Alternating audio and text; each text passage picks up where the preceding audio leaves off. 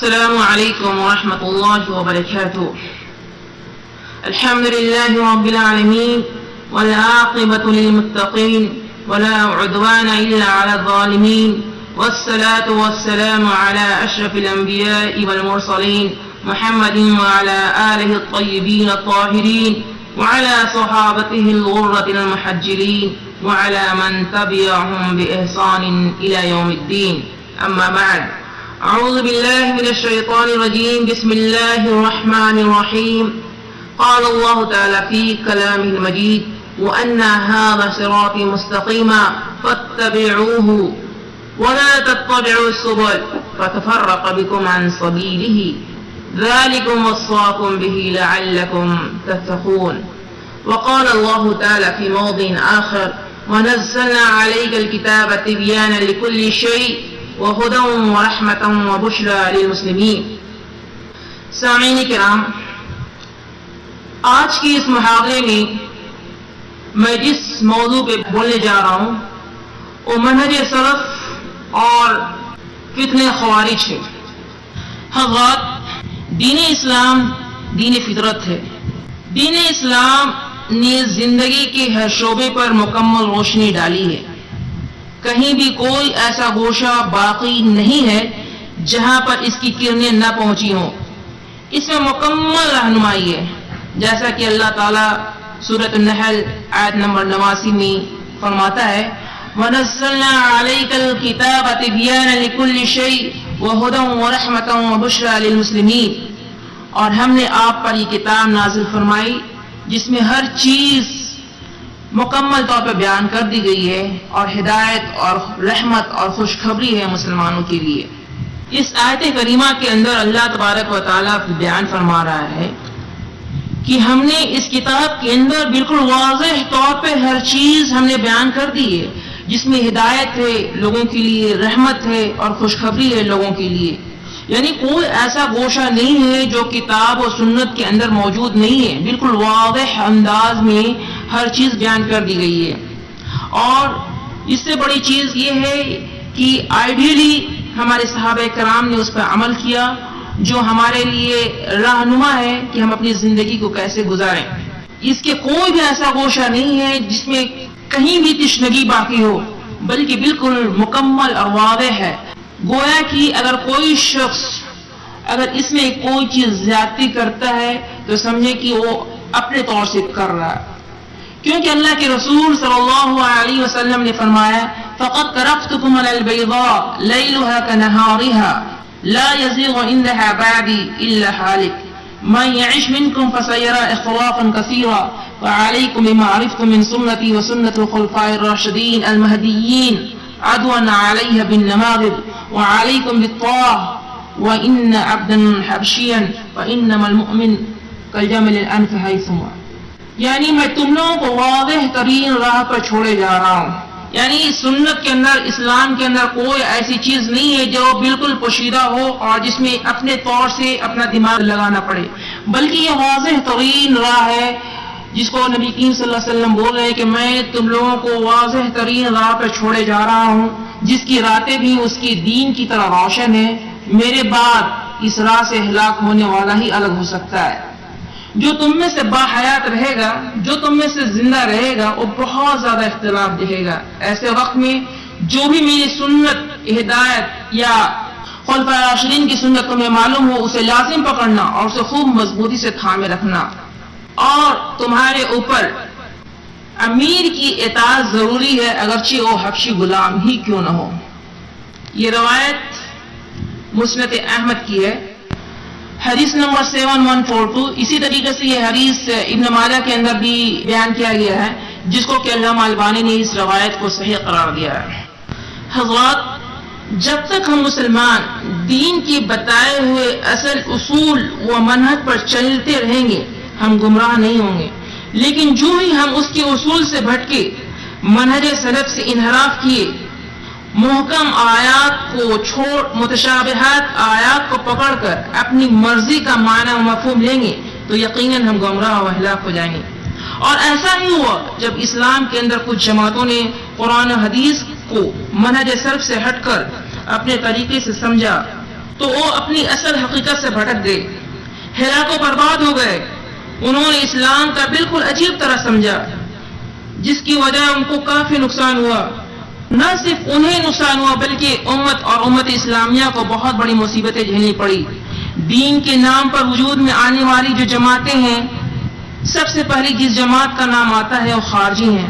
انہوں نے اپنی رائے سے دین کو سمجھا، قرآن و حدیث کے ظاہری معنی مفہوم لیے، جس کو نہ سلف و صالحین نے مراد لیا اور نہیں ایسا سمجھا۔ جب انہوں نے منہج سلف سے انحراف کیا تو انہوں نے ایسی حرکتیں کی کہ آدمی سوچنے پر مجبور ہو جاتا ہے۔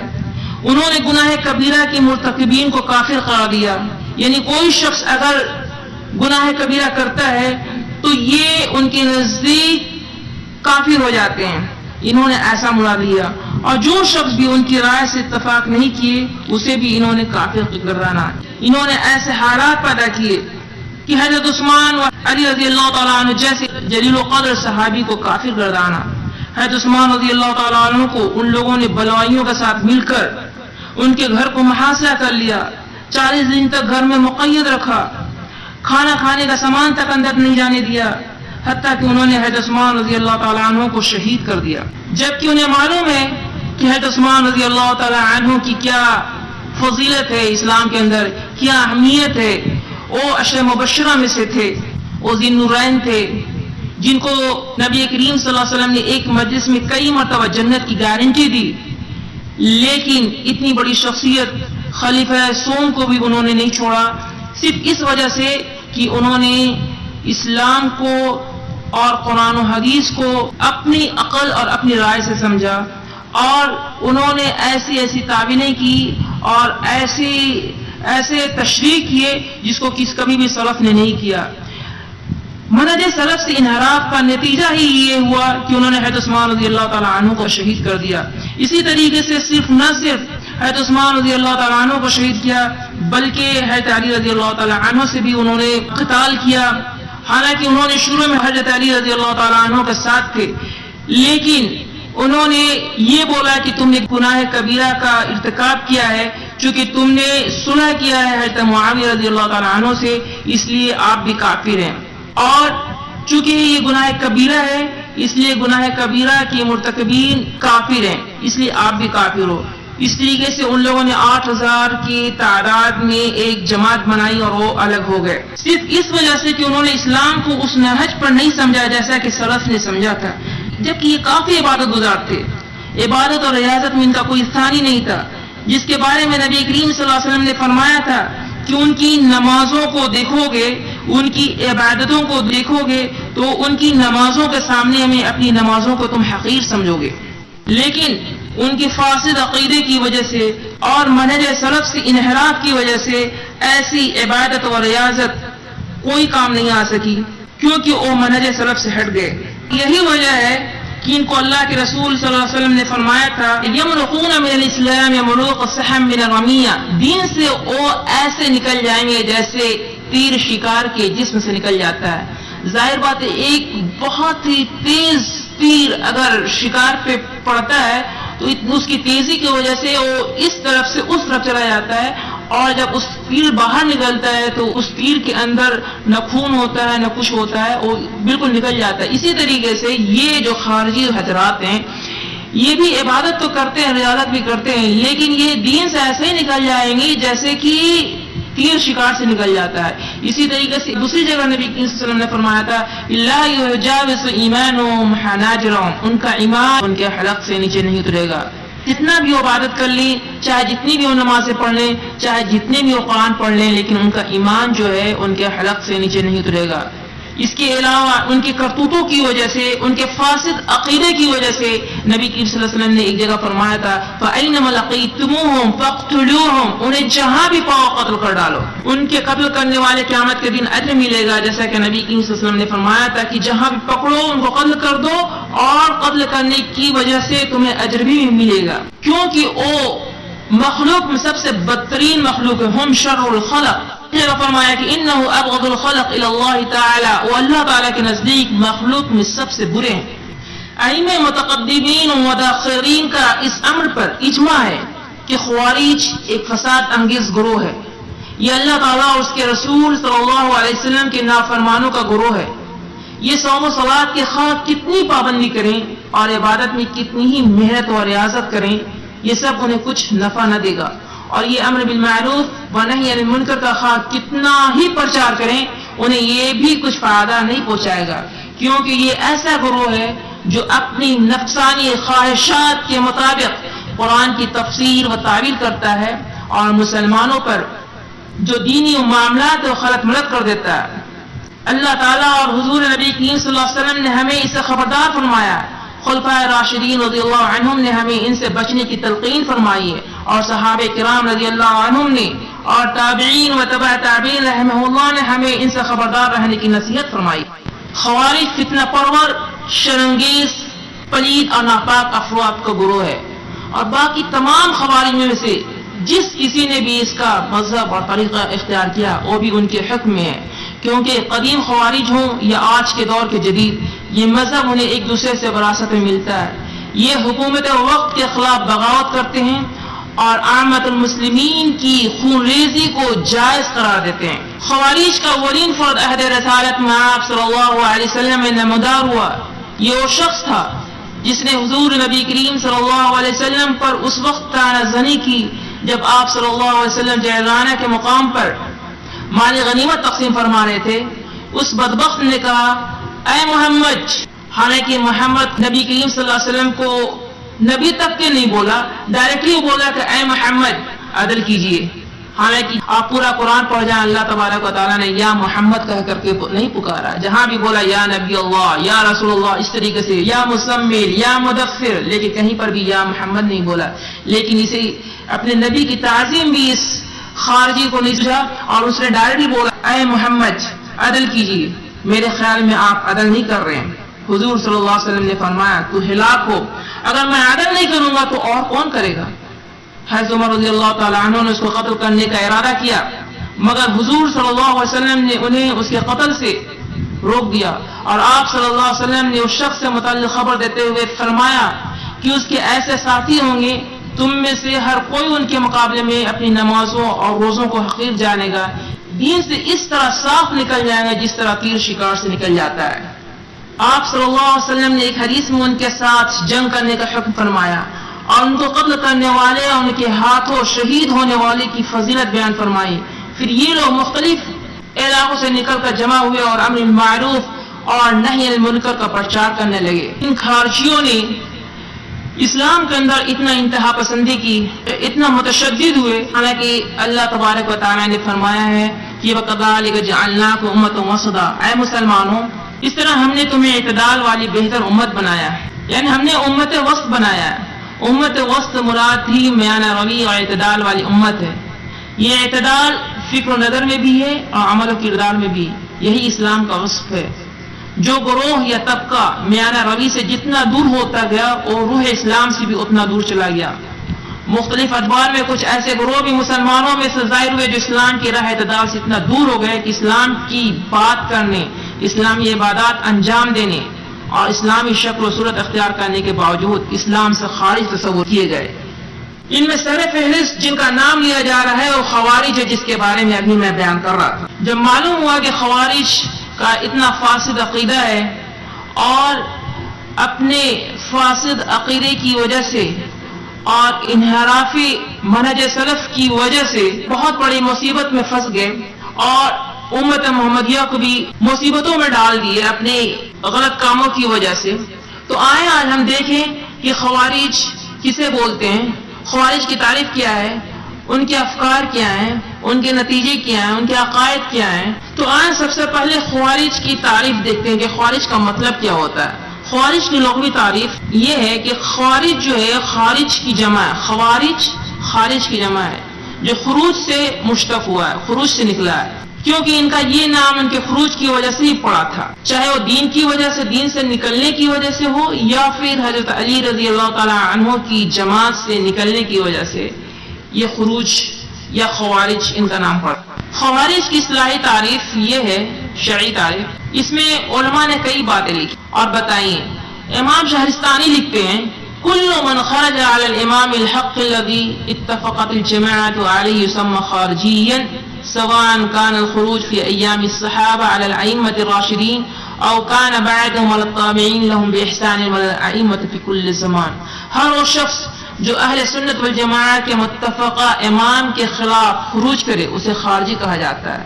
ہر وہ شخص جو اہل سنت والجماعت کے متفقہ امام کے خلاف خروج کرے، جس کو متفقہ طور پہ اگر لوگ امام اختیار کر لیں اور اس کے خلاف اگر کوئی شخص یا کوئی جماعت اگر اس سے خروج کرتا ہے، اس کو نہیں مانتا، تو اسی کو خارجی کہتے ہیں. اور یہ خروج صحابہ کرام کے زمانے میں خلفاء راشدین کے خلاف ہو، ان کے بعد ہو، تابعین کے خلاف ہو، ان کے بعد ہو، یہ ہر زمانے میں وہ ائمہ کے خلاف. امام ابن حزم نے بھی تقریباً اسی سے ملتی جلتی تعریف کی ہے. اس کے علاوہ امام ابو الحسن اشعری نے خوارج کا اطلاق ان لوگوں پر کیا ہے جنہوں نے علی بن ابی طالب رضی اللہ تعالیٰ عنہ کے خلاف خروج کیا تھا. امام نووی نے خوارج کی تعریف اس طرح بیان کی ہے کہ خوارج بدعتیوں کا ایک گروہ ہے. یہ لوگ گناہ کبیرہ کی مرتکب کے کافر اور دائمی دوزخی ہونے کا عقیدہ رکھتے ہیں. وہ بولتے ہیں کہ کوئی بھی گناہ کبیرہ کر دیا وہ جہنمی، یہی ان کا عقیدہ ہے. اسی وجہ سے مسلم عمرہ و حکام پر طعنزنی کرتے ہیں اور ان کے ساتھ جمعہ اور عیدین وغیرہ کے اجتماعات میں شریک نہیں ہوتے. یہ امام نووی کی تعریف ہے. اسی طرح سے امام ابن تیمیہ اپنی کتاب النبوات میں لکھتے ہیں وہ اسلحہ سے لیس اور بغاوت پر آمادہ تھے. جب وہ لوگوں سے قتال کرنے لگے تو ان کی صحابہ کرام رضی اللہ عنہم کی جماعت سے مخالفت و عداوت ظاہر ہو گئی. تاہم عصر حاضر میں بظاہر دین کا لباس اوڑھنے کی وجہ سے لوگوں کی اکثریت انہیں پہچان نہیں پاتی. وہ دین سے نکل گئے کیونکہ وہ مسلمانوں کی خون اور اموال، جان مال کو حلال و مباح کرا دیتے تھے. حافظ ابن حجر اسقلانی رحمہ اللہ نے فتح الباری میں خوارج کی تعریف اس طریقے سے بیان کی ہے کہ خوارج خارجہ کی جمع ہے جس کا مطلب ہے گروہ. وہ ایسے لوگ ہیں جو بدعات کا ارتکاب کرتے، ان کو اپنے نظریہ، عمل اور اقدام کے باعث دین اسلام سے نکل جانے اور خیر امت کے خلاف مسلح جنگ اور دہشت گردی کی کارروائیوں کو کرنے کی وجہ سے یہ نام دیا گیا. ان کا اصل نام خوارج ہے، لیکن اس نام کے علاوہ ان کے دیگر مختلف نام بھی ہیں جن میں سے چند میں بتاتا ہوں تاکہ سمجھ میں آئے. ایک نام حروریہ ہے ان کا. حروریہ ایک جگہ تھی جہاں پہ یہ جا کر کے جمع ہو گئے تھے اور وہاں پہ جمع ہونے کی وجہ سے ان کو حروریہ کہا گیا ہے. دوسرا نام ان کا محکمہ ہے، تیسرا نام مانقہ ہے، چوتھا نام شرات ہے، نواسب ہے، اہل نہروان ہے. یعنی بہت سارے ان کے نام ہیں، لیکن عام طور سے مسلمانوں کے درمیان میں یہ خوارج سے مشہور ہیں.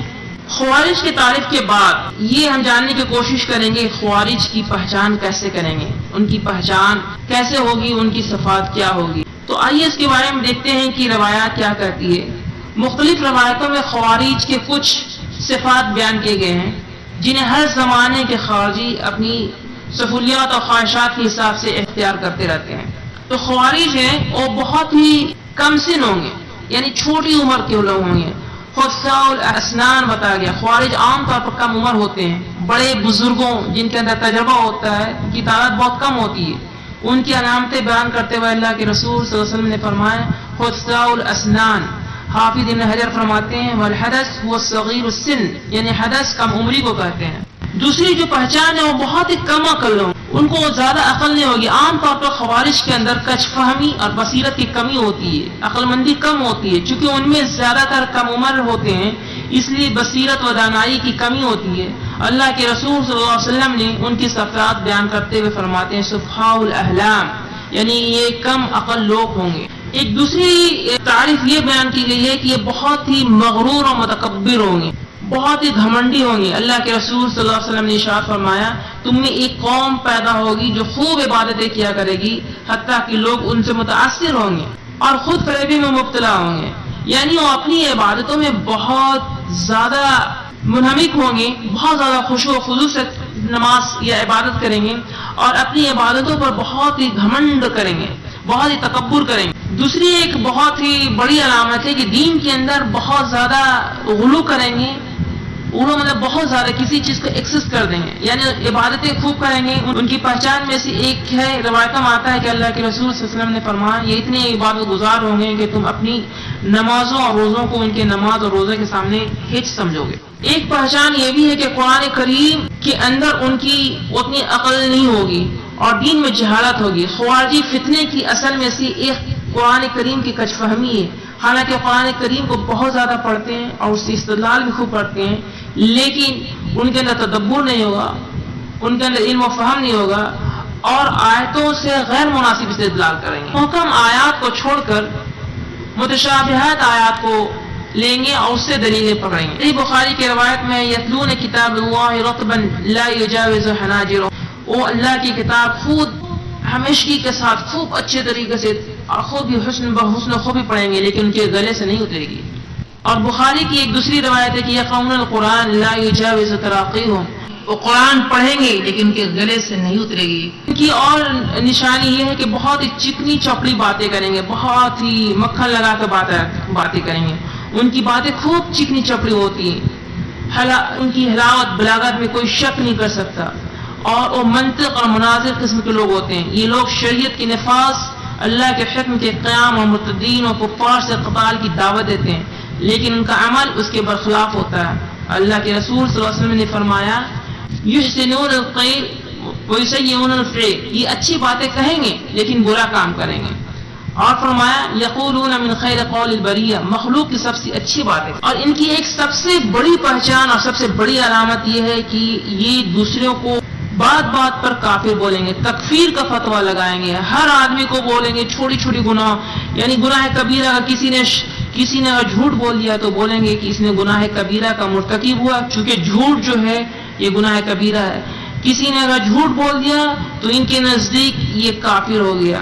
تو ان کی علامتوں میں سے سب سے بڑی علامت یہ ہے کہ یہ ہر ایک کو کافر کا کفر کا فتویٰ لگا رہے ہیں۔ دوسری بات یہ ہے کہ یہ مسلمانوں کو خون بہائیں گے، یہ اپنے مخالفین کے خون کو مباح سمجھتے ہیں، چونکہ ان کے نزدیک ان کے مخالفین مرتد ہیں، اس لیے کہ ان کا قتل کرنا جائز ہے۔ اللہ کے رسول صلی اللہ علیہ وسلم نے فرمایا یقتلون اہل الاسلام ویدعون اہل الاوثان، اہل اسلام کو قتل کریں گے اور بت پرستوں کو چھوڑ دیں گے۔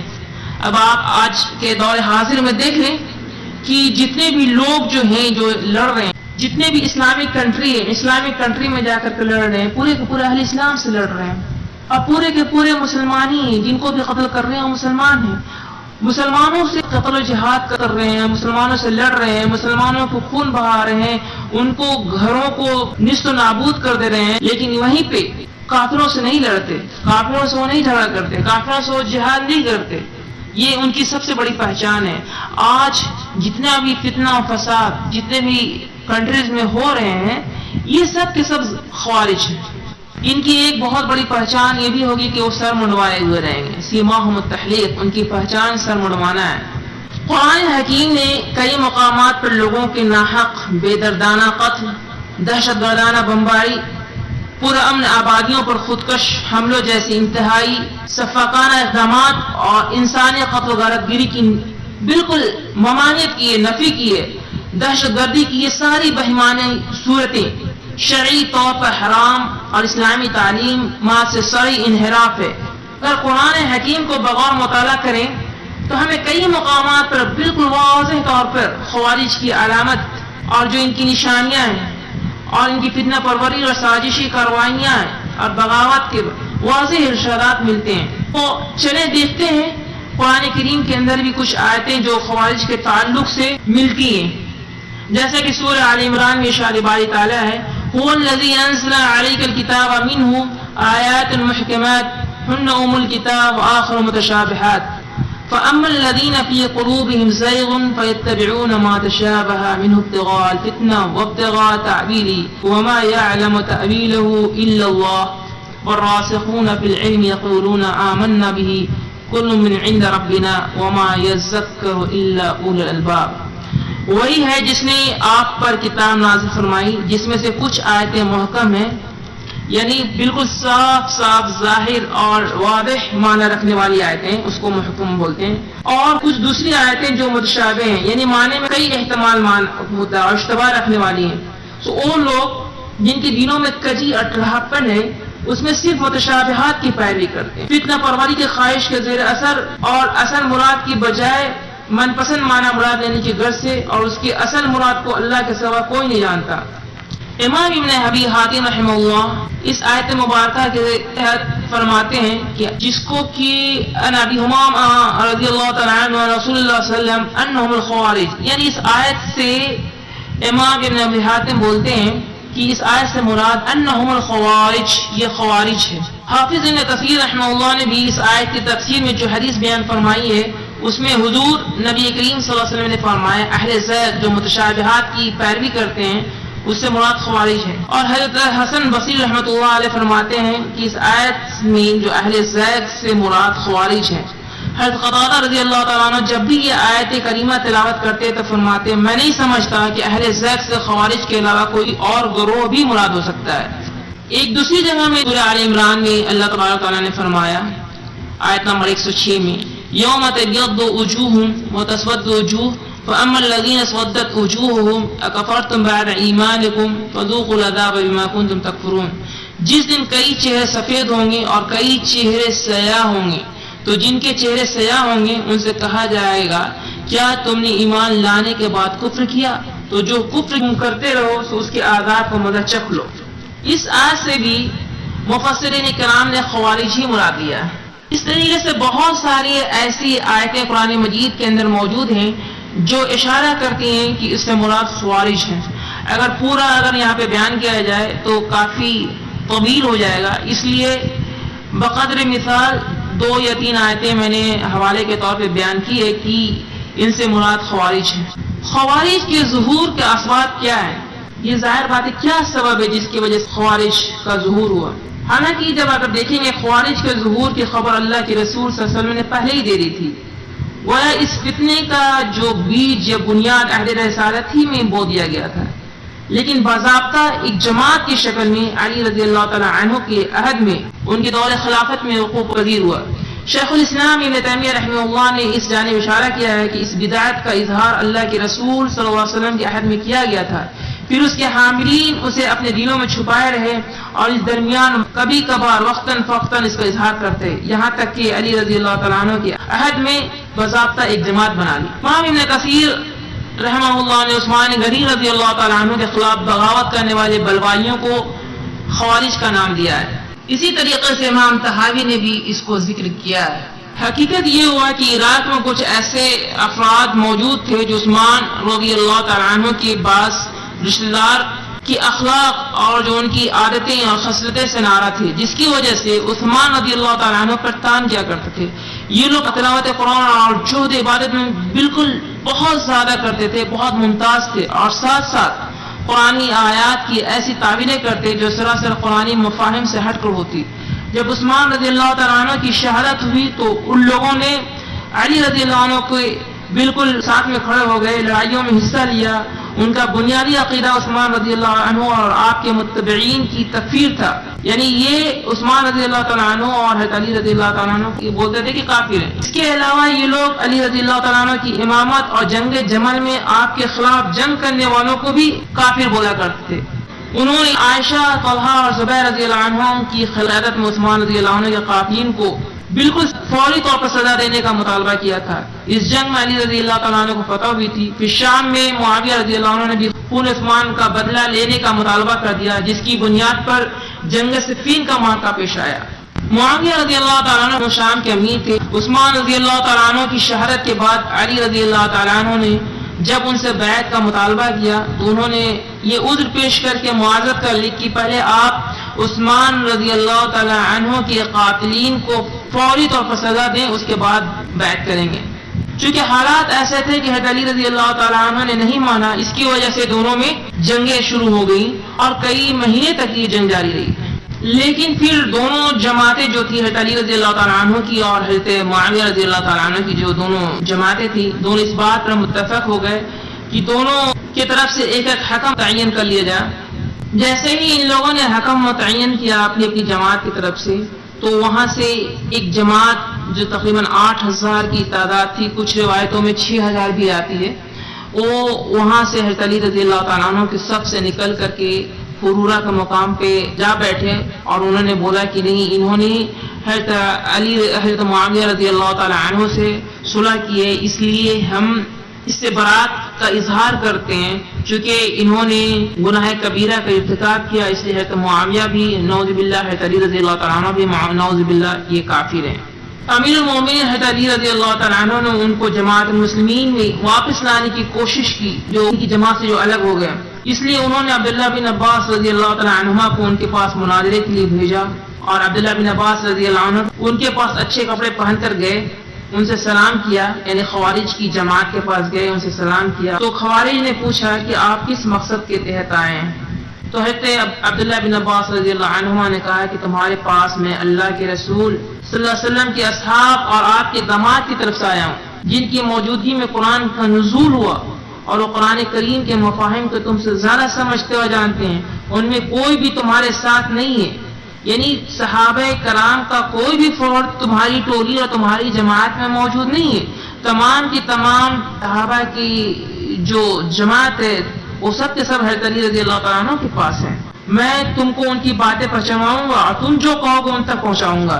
اب تم بتاؤ کہ اللہ کے رسول صلی اللہ علیہ وسلم کے اصحاب اور آپ کے جنازات کے خلاف تمہارا کیا اعتراض ہے؟ انہوں نے کہا، یعنی خوارج نے جو حضرت علی رضی اللہ تعالیٰ عنہ سے الگ ہوئے، انہوں نے کہا کہ ہمیں 3 اعتراض ہے. تو حضرت عبداللہ بن عباس رضی اللہ تعالیٰ عنہ نے کہا کہ اچھا بتاؤ کیا تمہارا 3 اعتراض ہے؟ اگر میں ان تینوں اعتراضات کا اگر میں جواب دے دوں تو کیا تم پلٹ کر کے حضرت علی رضی اللہ تعالیٰ عنہ کی جماعت میں شامل ہو جاؤ گے؟ تو انہوں نے کہا کہ ہاں بالکل ہو جاؤں گا. تو انہوں نے بولا پہلا اعتراض جو ان کا ہے کہ انہوں نے کہا کہ اللہ کے معاملے میں لوگوں کو حکم بنا کر کفر کا ارتکاب کیا. یعنی انہوں نے قرآن کی ایک آیت پڑھی، ان الحکم الا اللہ، سورہ انعام آیت نمبر 57 میں ہے کہ حکم صرف اللہ کے لیے، حکم صرف اللہ کے لیے ہوگا، لہذا اللہ کے فیصلے میں لوگوں کا کیا دخل؟ انہوں نے حضرت معاویہ نے اور حضرت علی رضی اللہ تعالیٰ عنہ نے کیوں اپنے اپنے گروہ سے ایک ایک حکم بنائے، جبکہ اللہ تبارک تعالیٰ بول رہے ہیں کہ ان الحکم الا اللہ، صرف حکم اللہ ہی کے لیے چلے گا. تو یہ بیچ میں کیوں فیصلہ بنایا گیا؟ دوسرا یہ ان کا اعتراض یہ ہوا، انہوں نے بولا کہ ہم لوگوں نے لڑائی لڑی حضرت علی رضی اللہ تعالیٰ عنہ کی طرف سے، اور اس لڑائی میں حضرت علی رضی اللہ تعالیٰ عنہ کو نہ کسی کو قید کیا، نہ ہی مال غنیمت اکٹھا کیا، اور نہ ہی اس کو وہ کافر بولتے. اگر حضرت معاویہ رضی اللہ تعالیٰ عنہ کی اگر جو جماعت ہے اگر وہ مومن تھے تو ان سے پھر لڑائی کیوں کی؟ اور اگر لڑائی کیے تو پھر ان کو قید کیوں نہیں کیے؟ یا پھر ان کے اوپر جب غالب ہو گئے تو ان کے مال غنیمت کو، یعنی ان کے مال کو کیوں نہیں قبضہ کیے، مال غنیمت کیوں نہیں سمجھا کی؟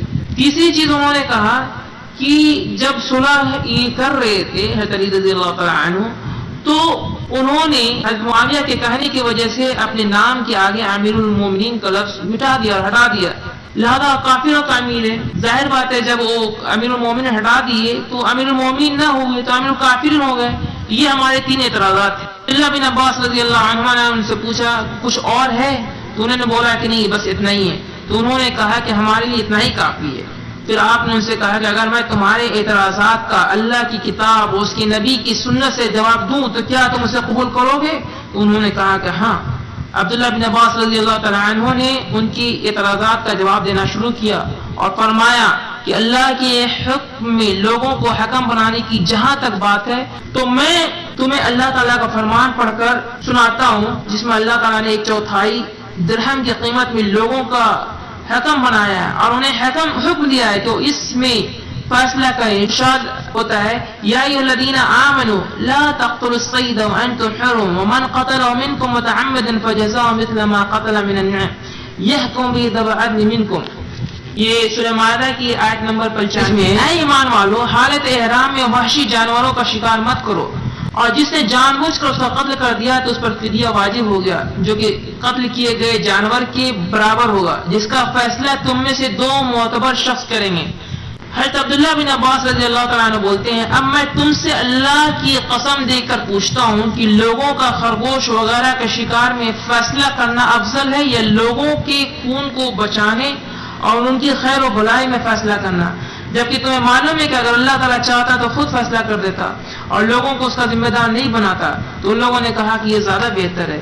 پھر آپ نے کہا، یعنی حضرت عبداللہ بن عباس نے کہا کہ اسی طرح اللہ تعالیٰ نے عورت اور اس کے شوہر کے بارے میں ارشاد فرماتا ہے وَإِنْ خِفْتُمْ شِقَاقَ بَيْنِهِمَا فَابْعَثُوا حَكْمًا مِنْ أَهْلِهِ وَحَكْمًا مِنْ أَهْلِهَا إِنْ يُرِيدَ إِصْلَاحًا يَوْفِقْ اللَّهُ بَيْنَهُمَا.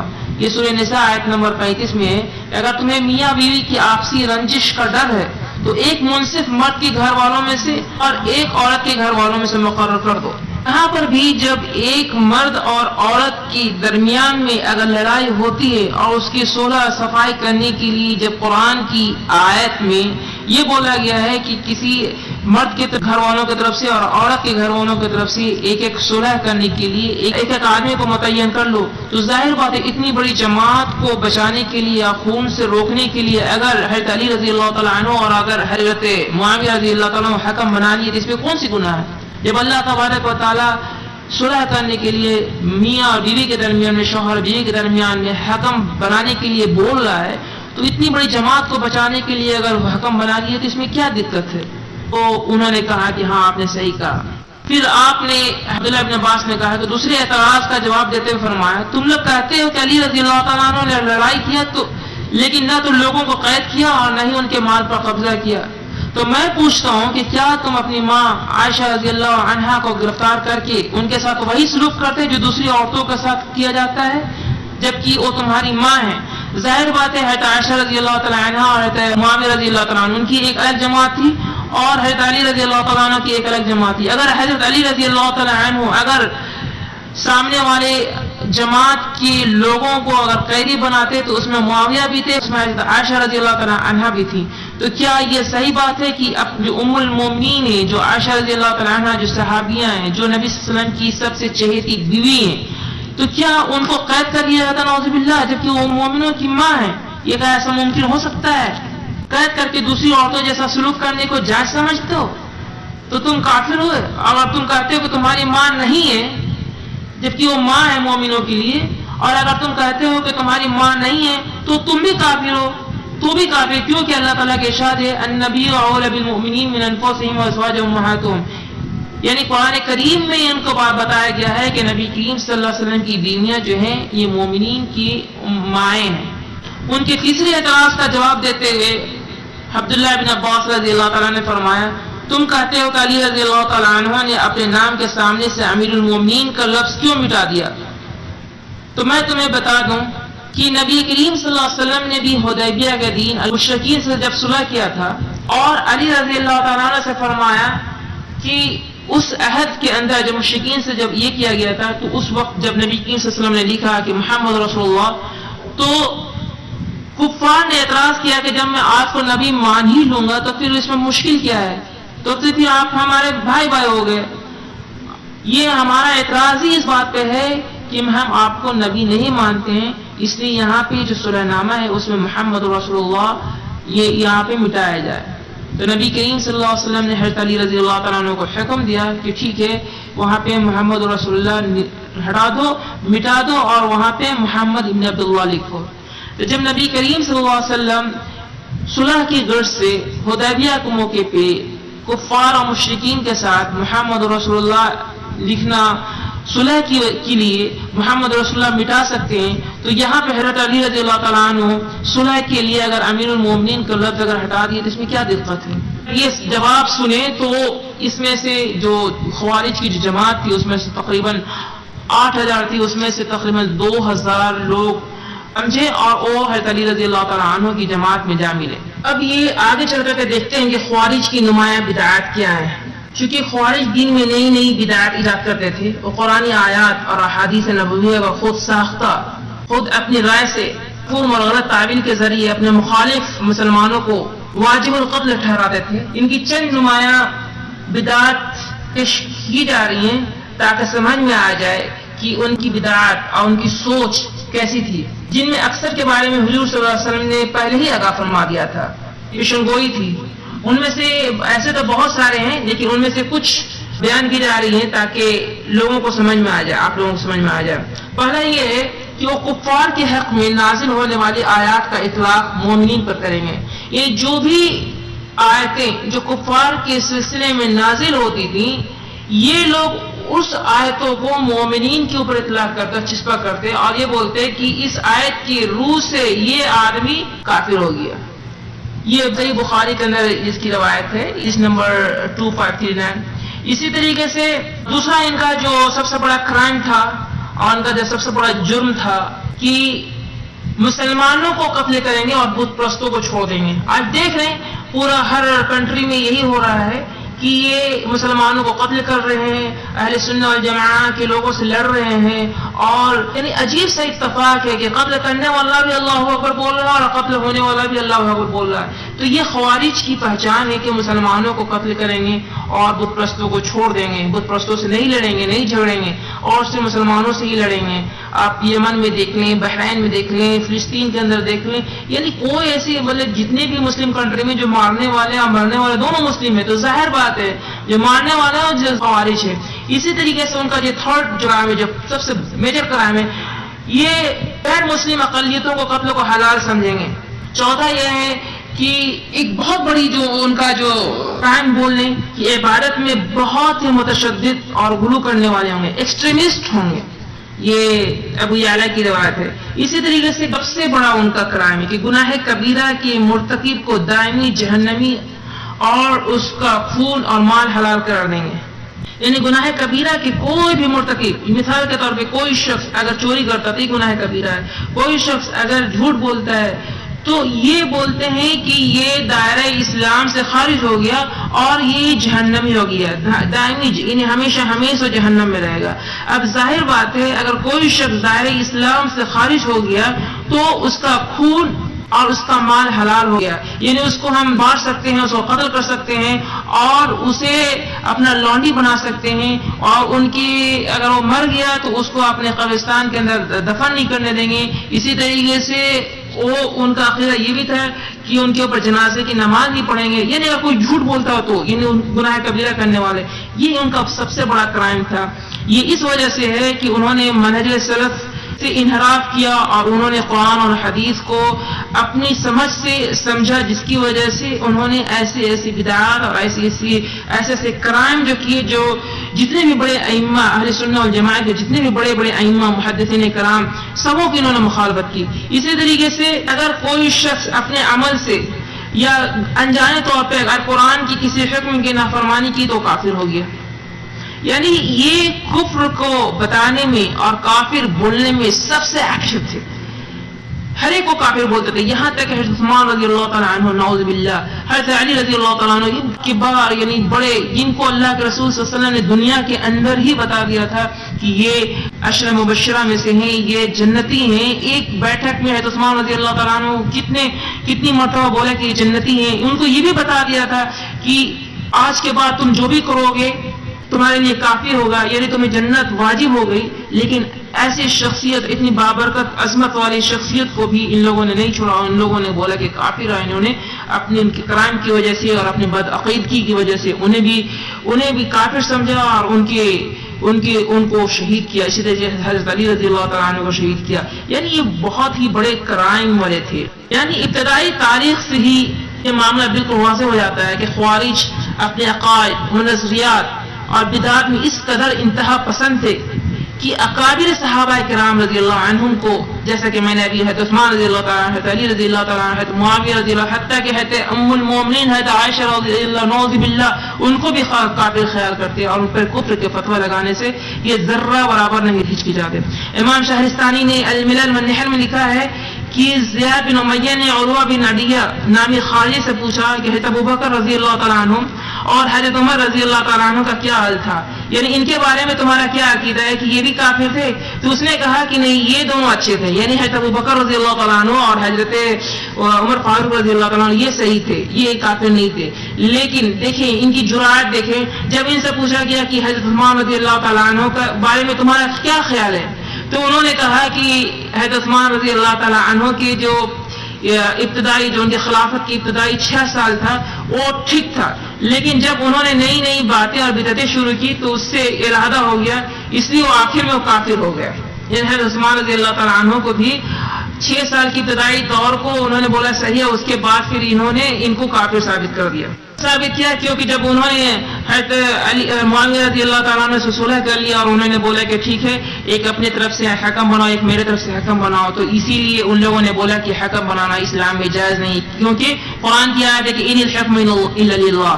اسی وجہ سے ان لوگوں نے بولا کہ یہ نعوذ باللہ کافر ہیں. اسی طریقے سے حضرت معاویہ رضی اللہ تعالیٰ عنہ کو دریافت جب کیا گیا تو ان کو بھی سخت گالی دی اور بولا کہ یہ بھی کافر ہیں. لا حول ولا قوت الا باللہ العلی العظیم. امام شہرستانی نے مزید یہ کہا ہے کہ خوارج حضرت عثمان، حضرت طلحہ، حضرت زبیر، حضرت عائشہ، حضرت عبداللہ بن عباس رضی اللہ عنہم سمیت تمام اہل اسلام کی جو ان کے ساتھ تھے سب کی تکفیر کیا کرتے تھے اور سب کو دائمی دوزخی کیا کرتے. یعنی جو بھی حضرت علی رضی اللہ تعالیٰ عنہ کی جماعت میں تھے، جو ان کی جماعت میں، خوارج کی جماعت میں، جو 8000 کی جماعت میں جو نہیں گئے، سبوں کو انہوں نے بول دیا. یہاں تک حضرت معاویہ اور حضرت عائشہ رضی اللہ تعالیٰ عنہ کی جماعت میں جو لوگ تھے سبوں کو انہوں نے بدل دیا کہ یہ دوزخی ہیں اور یہ جہنمی ہیں اور یہ کافر ہیں. نعوذ باللہ من ذالک. یہ ان کا سب سے بڑا کرائم اور سب سے بڑا بدعقیدگی اور بہت غلط نظریہ تھا. یہ سوال پیدا ہوتا ہے کہ آخر اہل سنت والجماعہ کا ان خوارجوں کے ساتھ کیا رویہ کیا جائے، ان کے ساتھ ان کا تعامل کیسا ہو، ان کا معاملات کیسا ہو. اس کے بارے میں یعنی جمہور کا اتفاق ہے کہ اس کے ساتھ جنگ کی جائے اور اسے قتل کیا جائے، ان سے قتال کیا جائے، ان سے جہاد کیا جائے. اگر ان کو قتل کرتا ہے تو اس پہ ثواب ملے گا اور اگر اس سے قتل ہو جاتا ہے تو شہید ہو جائے گا. اس سلسلے میں کافی ساری حدیثیں ہیں. کچھ حدیثیں میں بیان کرتا ہوں، جیسا کہ عبداللہ بن مسعود رضی اللہ تعالیٰ عنہ سے یہ روایت مروی ہے جو کہ صحیح بخاری کے اندر ہے، حدیث نمبر 2539 کہ نبی کریم صلی اللہ علیہ وسلم نے فرمایا یخرج فی آخر الزمان قوم احداث الاسنان صفحاء الاحلام یقولون من خیر قول الناس یمرقون من الاسلام کما یمرق السهم من الرمیہ من لقیہم فلیقتلہم فإن قتلہم اجر عند اللہ.